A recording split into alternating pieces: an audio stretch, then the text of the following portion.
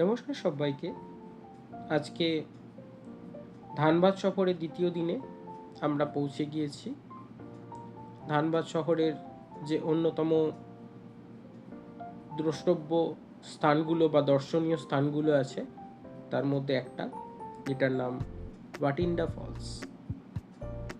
এই ভাটিন্ডা ফলস আপনার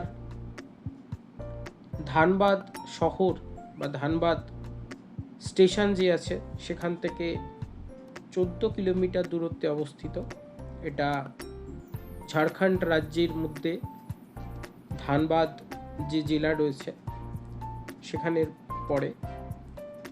তো মূলত এই ধানবাদ শহরের যে আকর্ষণীয় বা মেন অ্যাট্রাক্টেড লোকেশনগুলো আছে সেগুলোর মধ্যে ভাটিন্ডা ফলস বেশ জনপ্রিয়।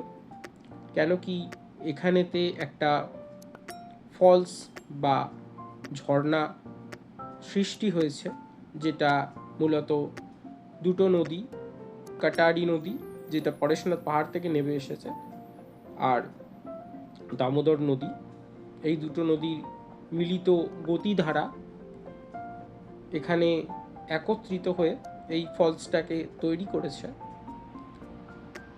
এখানে বেড়াতে আসার জন্য যদি সময় নির্বাচন করা হয় তাহলে যেটা সবার অভিমত বা আমারও অভিমত, আপনারা যদি বর্ষাকালে আসেন এই জায়গাতে যে ফলস সেটা জলে পরিপূর্ণ বা পরিপুষ্ট থাকার জন্য খুব খুব ভালো একটা ভিউ পাওয়া যায়। আশা করছি আপনারা দেখতে পাচ্ছেন কিছুটা। আমরা এগিয়ে চলেছি সেই স্রোতের বা ফলসের কাছাকাছি। এখানে শীতকালেও আপনারা আসতে পারেন, তবে শীতকালে এতটা জলের গতিধারা থাকে না, কেন কি এই যে ফলসগুলো আছে বা নদীগুলো আছে এগুলো বর্ষার জলে পরিপুষ্ট। তো শীতকালে প্রচুর মানুষজন এখানে আসেন, ভিড় জমান, পিকনিক করতে আসেন, তারা সময় কাটান পরিবার পরিজনদের সাথে, বন্ধু বান্ধবদের সাথে, আত্মীয়দের সাথে। তো খুব সুন্দর একটা মনোরম দৃশ্য এখানেতে। অন্তত আমার এখনো পর্যন্ত যতগুলো জায়গা আমি ঘুরেছি তার মধ্যে এটা একটা অন্যতম সেরা দর্শনীয় স্থান বলে আমার মনে হয়। যদিও অভিজ্ঞতার ঝুলিটা এখনো সেইভাবে পরিপূর্ণ হয়ে উঠতে পারেনি, তবুও যতটা দেখেছি আমি বলবো আমার দেখা যে জায়গাগুলো আছে তার মধ্যে এটা কিন্তু খুব সুন্দর।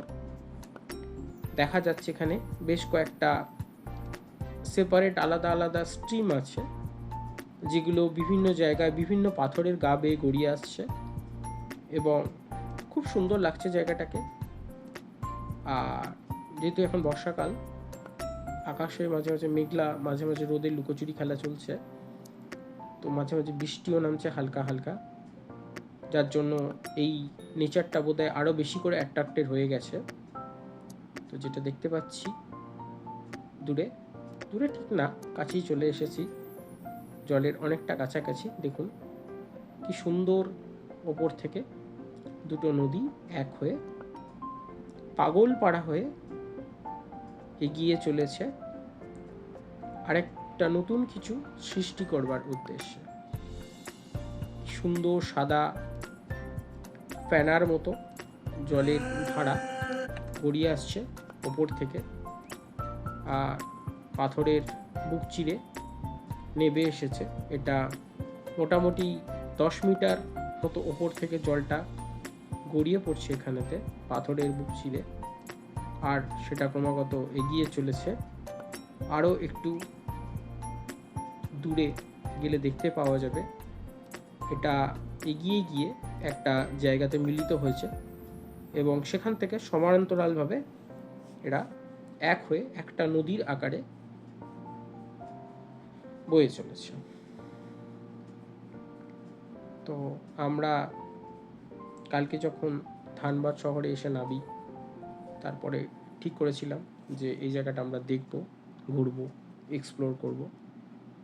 তো যেটা আজকে করছি, ভালো লাগছে, মনে খুব আনন্দ হচ্ছে। সাথে আমরা প্রচুর প্রচুর চাক্ষুষ, সাথে অভিজ্ঞতা তো সঞ্চয় করছি, সাথে বেশ কিছু ছবি ভিডিও তুলে রাখছি, যাতে আগামী দিনে যখন আমাদের প্রাণ ভরে কিছুটা ঘুরতে যাওয়ার স্মৃতিচারণ করতে হবে, এইগুলোকে কাজে লাগিয়ে আমরা আবার কিন্তু নতুন জায়গায় ঘুরতে যাওয়ার প্রস্তুতি নেব। বেরিয়ে পড়ব আবার কিছু কাছের মানুষ, প্রিয়জন, বন্ধু, এদের হাত ধরে কাটাবো বেশ কিছু সুন্দর মুহূর্ত। সাথে থাকবে সমমানসিকতা সম্পন্ন কিছু বন্ধু, আত্মীয়, পরিবার, পরিজন, প্রিয়জন। চলুন একটু উপভোগ করে নিই এই সুন্দর প্রকৃতিকে। আর বেশি কথা বাড়ালাম না, আবার পরবর্তী গন্তব্যের উদ্দেশ্যে বেরিয়ে পড়ব এখান থেকে। তো তার মাঝখানে কিছুটা সময় একান্তে কাটিয়ে নেওয়া যাক এই প্রকৃতির সাথে। আপনারাও দেখতে থাকুন, উপভোগ করতে থাকুন আমার এই প্রচেষ্টাকে। ধন্যবাদ।